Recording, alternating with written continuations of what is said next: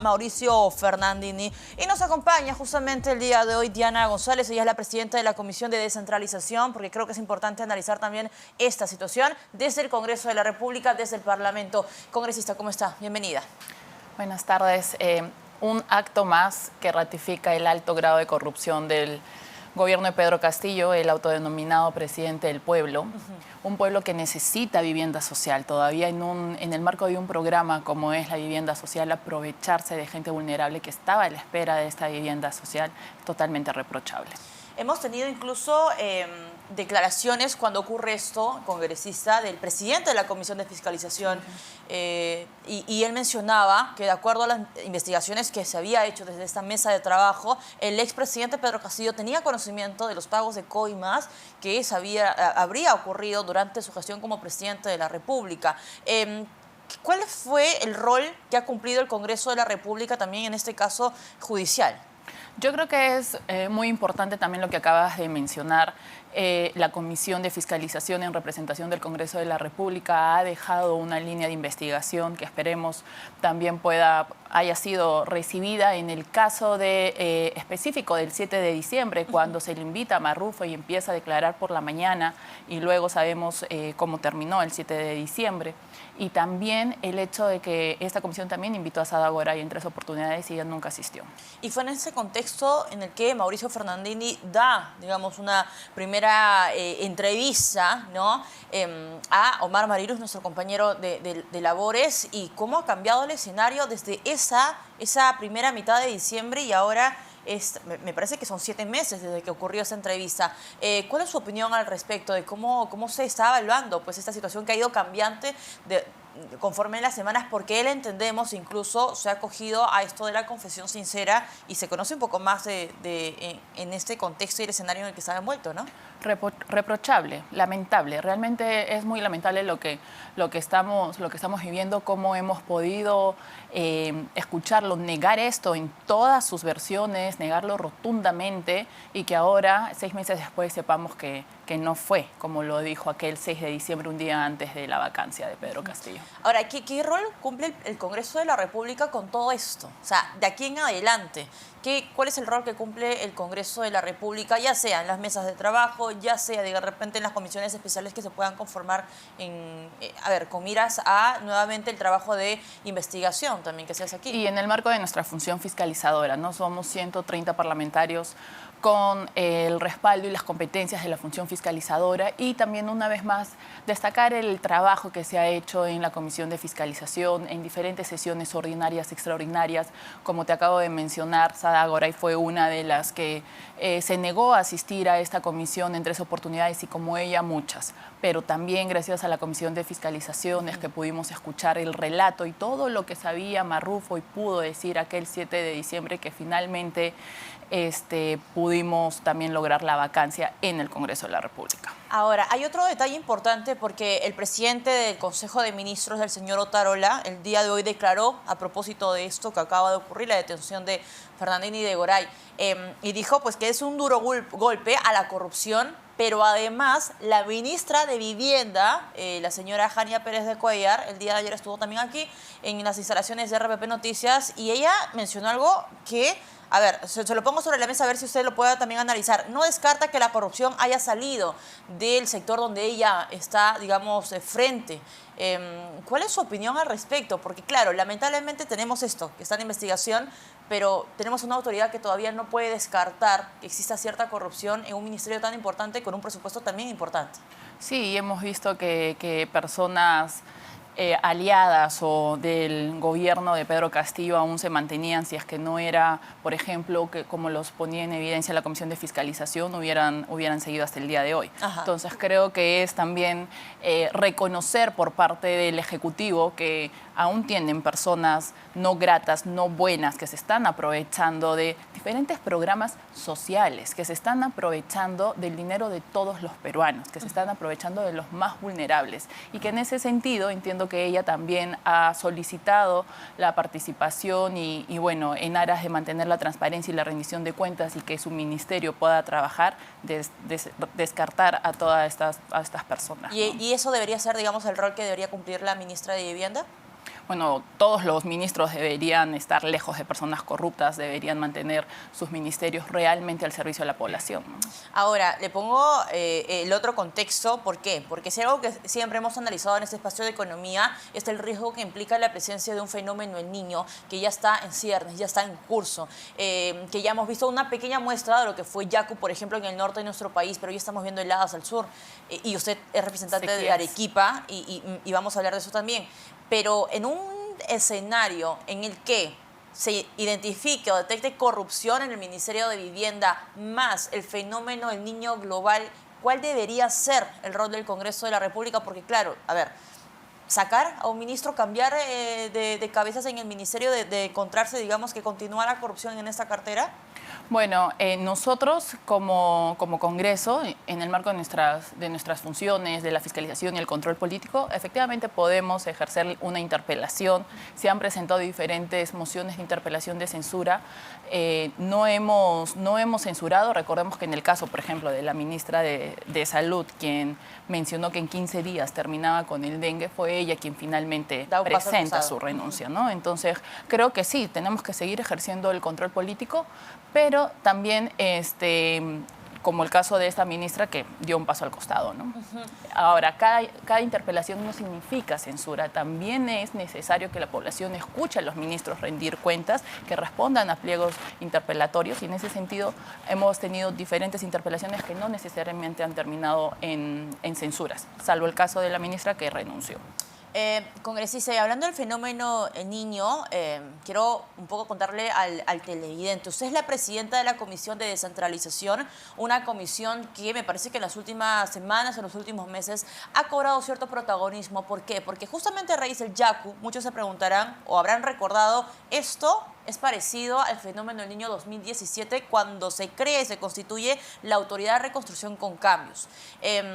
Que cuando empezamos a hacer el balance dijimos, ¿qué ha hecho y por qué en los mismos lugares donde hubo un desastre en el 2017 se estaba repitiendo la situación a inicios del 2023? El Ejecutivo ahí presenta un proyecto de ley para la creación de la Autoridad Nacional de Infraestructura, lo que se llama ANIN. Ingresó a la mesa que usted dirige, al grupo de trabajo que usted preside, que es la Comisión de Descentralización. Cuéntele, por favor, al público, al televidente, en qué ha quedado. ¿Se ha aprobado? ¿Bajo qué criterios? ¿Cuál va a ser, digamos, la naturaleza de esta nueva autoridad? Sí, como tú bien mencionas, la comisión ha trabajado arduamente. Solo en este semestre, enero y febrero, estuvimos dedicados a la delegación de facultades. Finales de marzo, inicios de abril, ingresa este proyecto de ley sobre la creación de la Autoridad Nacional de Infraestructura. Y desde el primer día, nosotros como Comisión de Descentralización también lo dijimos. El hecho de que en ese momento estaba Yaku no significa que el Ejecutivo envía un proyecto de ley, que este proyecto de ley va a ser la salvación para lo que era Yaku, ¿no? Ellos tenían que estar atendiendo la emergencia donde correspondía. Nosotros hemos presentado finalmente un texto sustitutorio que sí, existe una coincidencia entre Ejecutivo y Legislativo sobre un problema público, un problema en todo el país, que es la infraestructura y la gran brecha de infraestructura que existe en el Perú. En ese sentido, la propuesta del Ejecutivo era absorber reconstrucción con cambios y conformar un consejo directivo por 6 ministros y el jefe de esta autoridad. En ambos casos, como Comisión de Descentralización, dijimos que no estábamos de acuerdo y finalmente trabajamos de manera conjunta un texto que ha sido presentado y sometido a consideración del Pleno. ¿Por qué no estaban de acuerdo que la nueva autoridad, ANIN, ¿no?, absorba la Autoridad de Reconstrucción con Cambios, tal como lo había planteado en un principio el Ejecutivo?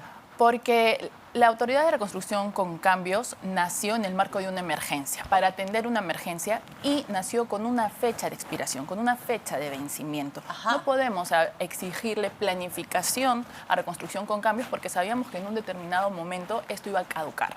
A diferencia de la Autoridad Nacional de Infraestructura, que esto no tiene fecha límite, se crea la autoridad para trabajar en los temas de infraestructura. Y se queda, digamos, permanentemente. Sí. Paréntesis, esta vigencia de la existencia de la Autoridad de Reconstrucción con Cambios, si tenía un tiempo de caducidad, ¿cuándo caducaba? Bueno, a la fecha se supone que en el mes de diciembre. Ahora, nosotros como comisión no hemos tocado a la Autoridad para la Reconstrucción con Cambios en lo absoluto. Debemos mencionar que ellos tienen otras competencias. en ese momento atender la emergencia de 13 regiones del país debido al fenómeno y además también el 96% de proyectos de la reconstrucción con cambios tiene un monto de inversión menor a 10 millones de soles. Lo que nosotros hemos propuesto con ANIN es que se dediquen a proyectos emblemáticos por encima de los 200 millones de soles, ¿no? Entonces ahí hay una gran diferencia, no nace con un tiempo de expiración. Es una autoridad que se va a dedicar al cierre de brechas de infraestructura y no Pero aceptamos con grandes proyectos. ¿Y quién se hace cargo de esos proyectos que están por debajo del límite, del umbral?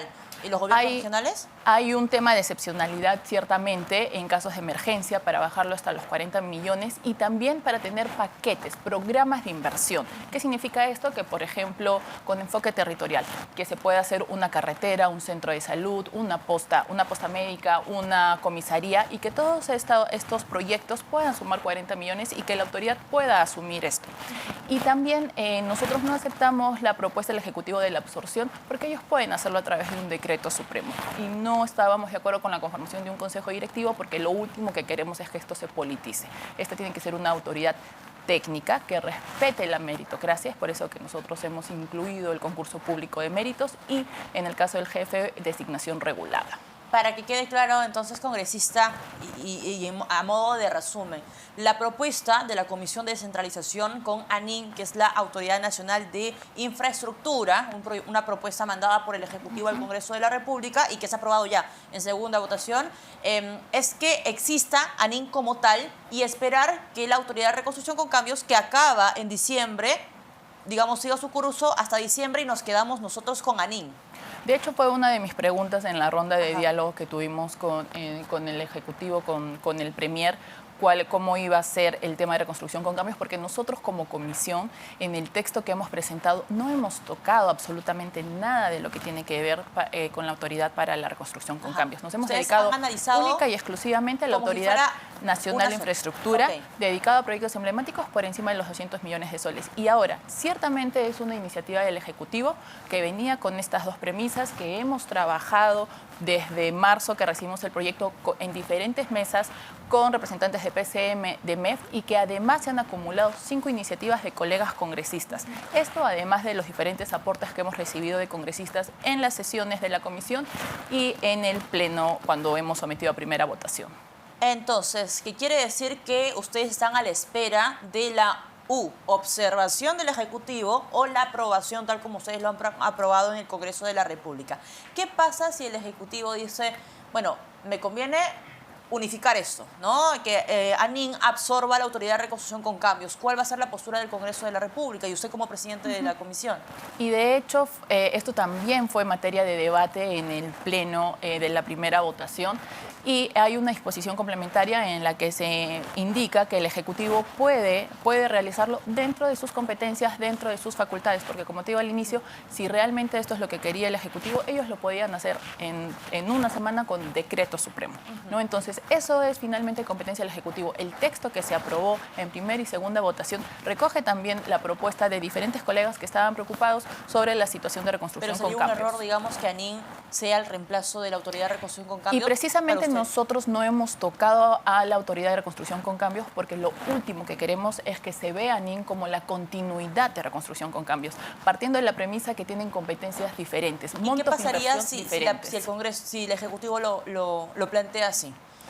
Ellos lo pueden hacer. Claro. Actualmente tienen 15 días para observarlo. Pero la sensación que le deja a usted como presidente de la Comisión de Bueno, personalmente yo tuve la oportunidad de preguntarle directamente al señor Premier hasta cuándo iba reconstrucción con cambios. Él me comentó que esto era hasta diciembre, entonces vamos a ver qué pasa hasta diciembre. Pero sí debo mencionar que desde que tomamos el proyecto, han habido diferentes reuniones técnicas con representantes de MEF, PCM y también se han sumado las 5 iniciativas legislativas de colegas y que finalmente esto ha llegado a un texto consensuado que ha recibido además el aporte en el mismo debate de la primera votación y nosotros esperamos que este texto sustitutorio, que ha recibido diferentes aportes, sea finalmente promulgado por el Ejecutivo. Congresista, y para cerrar, si el Ejecutivo envía la observación de esta propuesta trabajada en el Congreso ya lo va a tener que discutir la comisión permanente, ¿verdad? Porque usted me parece que ya